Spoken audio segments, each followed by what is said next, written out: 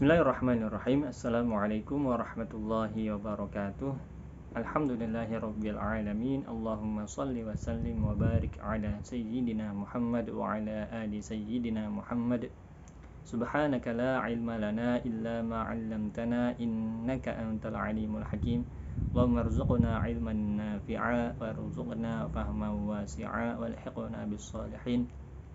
Allahumma atliq alsinatana bitilawati kitabikal karim warzuqna tilawatan sahihatan fasihatan tardahu ya rabbal alamin. Amin amin ya rabbal alamin. Alhamdulillah, ahlan wa sahlan wa marhaban, bertemu kembali dengan tim khidmah Rumah Quran Al-Kautsar dalam program Tahsin Huruf Al-Quran pertemuan ke-15. Kali ini insyaallah kita akan membahas mengenai huruf yang berasal di bagian ujung lidah ya. Kemarin ya, huruf yang berada di bagian ujung pinggir lidah sampai ke akhirnya dan ujung pinggir lidah sampai ke akhirnya seperti letter U ini. Sekarang kita akan membahas di makhraj yang berasal di bagian ujung lidah, torful lisan. Di situ ada makhraj huruf nun ya. Na, ni, nu, ban, bin, bun. Ketika kita ya, melafalkan huruf nun, torful lisan, ujung lidah kita menyentuh langit-langit. Dan juga makhrajnya bukan cuma di bagian lidah saja. Nun juga memiliki makhraj di bagian hidung. Jadi setengahnya di bagian lisan, ujung lidah bertemu dengan langit-langit disertai dengan bagian khayshum ya, suara gunnah yang keluar dari hidung. Jadi ada dua makhraj huruf nun, di lidah dan di hidung, dan tidak bisa terpisahkan satu sama lain. Nun tidak bisa tanpa suara hidung dan juga nun tidak bisa tanpa suara dari lidah ya, makhrajnya dua-duanya saling melengkapi. Sifat-sifat yang dimiliki huruf nun yang pertama adalah jahar. Ketika kita melafalkan huruf nun, na, ni, nu, ban, bin, bun, sedikit nafas yang keluar dan bunyinya cenderung jelas, karena tidak banyak nafas yang menyamarkan bunyi huruf nun ini. Yang berikutnya, sifat yang dimiliki huruf nun yaitu bainiyah, tidak tertahan suara bunyinya ya, tidak tertahan seperti itu, namun juga tidak rokhawah ya, tidak terlalu lepas seperti an ya, tapi sedikit berjalan namun tidak tertahan. An, in, un, al-alamin, an'amta ya, bukan an'amta seperti itu. Yang berikutnya, sifat bagi huruf nun yang ketiga adalah istifal. Suaranya ke bawah, na, ni, nu, ban, bin, bun. Nah, suaranya tidak ke atas, namun suara nun pada hakikatnya, pada umumnya dia ke bawah, na, ni, nu.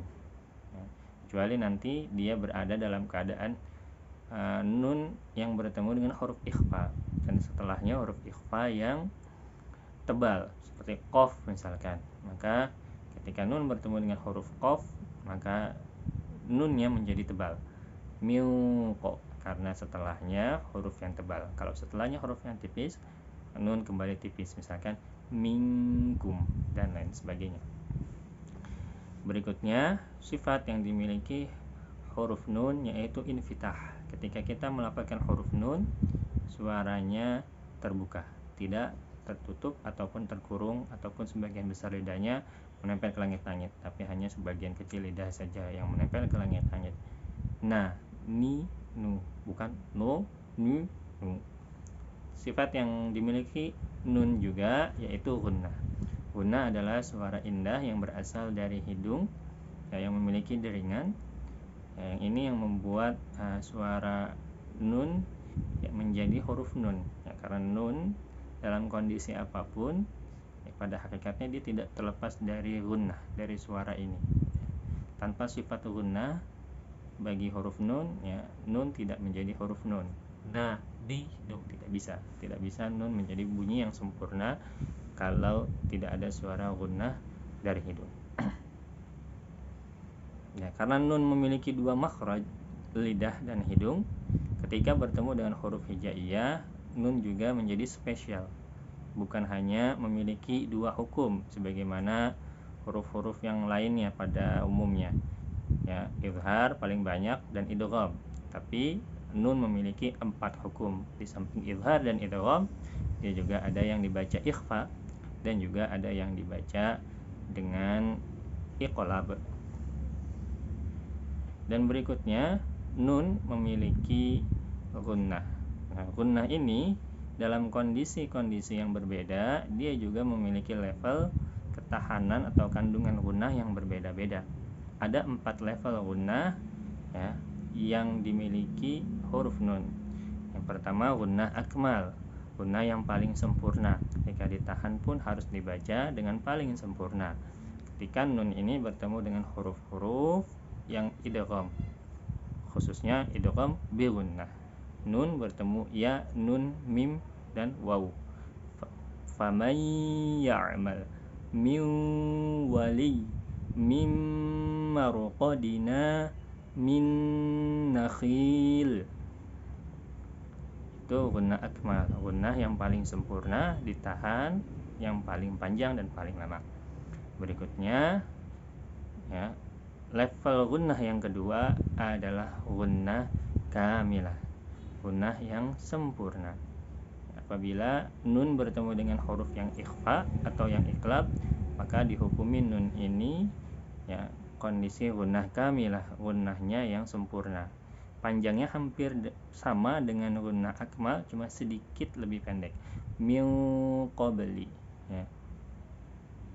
Innahu min Sulaiman, innahu min Sulaiman. Jadi sedikit lebih pendek dari gunnah akmal ketika nun bertasydid atau idgham bi gunnah. Nah, berikutnya level yang ketiga yang dimiliki gunnah yaitu naqisah, gunnah yang kurang. Ya, apabila nun bertemu dengan huruf-huruf yang diizharkan atau nun ketika waqaf sendirian, maka kondisi defaultnya, kondisi umumnya dia adalah naqisah. Dibacanya cukup kita mendatangkan hukum bainiyah nunnya saja ya. Nunnya sedikit berjalan itu sudah ya sempurna pelafalan nun ya, dan disebut gunnah ini level naqisah, gunnah yang kurang. An'amta, man amana, man huwa al-alamin ya, dan lain sebagainya. Berikutnya yang terakhir level gunnah yang keempat yaitu gunnah anqas, gunnah yang paling kurang ya, yaitu ketika kondisi nun berharokat baik fathah, kasrah atau dhammah. Na, ni, nu ya, ketika berharokat pun ya, gunnah pada nun masih tetap melekat. Kalau kita tutup, hidung kita tidak akan sempurna. Na, di, du. Ini bukti bahwasanya dalam kondisi berharokat pun gunnahnya ada. Cuma kita hampir tidak merasakannya karena ya paling kurang kadar gunnahnya yang ada pada huruf nun berharokat ini. Ya, dan nun ya di dalam Al-Quran ada yang ada bentuknya dan kita lafalkan, ada juga yang tidak ada tulisannya yang kita tetap lafalkan ya. Yang ada bentuknya seperti nun sukun, yang tidak ada bentuknya, tidak ada tulisannya dalam Al-Quran, itu adalah tanwin ya. Tanwin adalah nun sukun yang tidak ditulis bentuknya ya. Baru belakangan ini ulama memberikan tanda double harokat ataupun tanwin agar yang memberitahu bahwasanya di situ ada nun yang dilafalkan namun tidak tertulis. Berikutnya kesalahan yang sering terjadi ketika melafalkan huruf nun. Yang pertama, menyebutkan huruf nun seperti qalqalah. Shiratal ladzina an'amta dibaca shiratal ladzina an'amta. Nah, ini adalah kesalahan yang sering terjadi. Harusnya an'amta bukan an'amta. Kenapa bisa terjadi seperti itu? Karena nun ketika dibunyikan, ujung lidahnya ditempelkan ke langit-langit, tapi sebelum bunyinya selesai, nunnya sudah dilepaskan, ya, ujung lidahnya sudah dijatuhkan ke bawah. An, ya, harusnya ujung lidahnya tetap ditempelkan sampai bunyinya selesai. An'amta, an'amta. Tidak diturunkan lidahnya sebelum bunyinya selesai. Itu contoh yang salah. Yang kedua, kesalahan yang sering terjadi ketika melafalkan huruf nun adalah ketika harus gunnahnya sempurna atau paling sempurna, ya, sempurna ketika ikhfa, paling sempurna ketika idgham bi gunnah, atau ketika nun tasydid ini dibaca kurang sempurna. Inna, nah, seperti itu seharusnya dibaca dengan ditahan lebih sempurna. Inna, ya. Min qabl, itu adalah contoh yang salah. Yang benar adalah harus dipanjangkan lagi. Min qabl. Kesalahan ketiga yang sering terjadi ketika melafalkan huruf nun adalah kurang sempurna mendatangkan sifat bainiyah nun, atau seringkali kita melafalkan nun dengan sifat syiddah, tidak sedikit berjalan, ya, harusnya kita sedikit berjalan ketika melafalkan huruf nun, khususnya ketika nun tersebut dalam keadaan izhar. Contohnya al-alamin, ini contoh yang salah. Al-alamin, min tidak berjalan sama sekali, harusnya sedikit berjalan suaranya karena dia memiliki sifat bainiyah. Al-alamin, min sedikit berjalan. Nah, itu saja beberapa kesalahan yang sering terjadi ketika melafalkan huruf nun. Semoga kita bisa melafalkan huruf nun dengan baik dan benar, dan semoga yang kita pelajari hari ini bermanfaat. Kurang lebihnya dari saya mohon maaf. Assalamualaikum warahmatullahi wabarakatuh.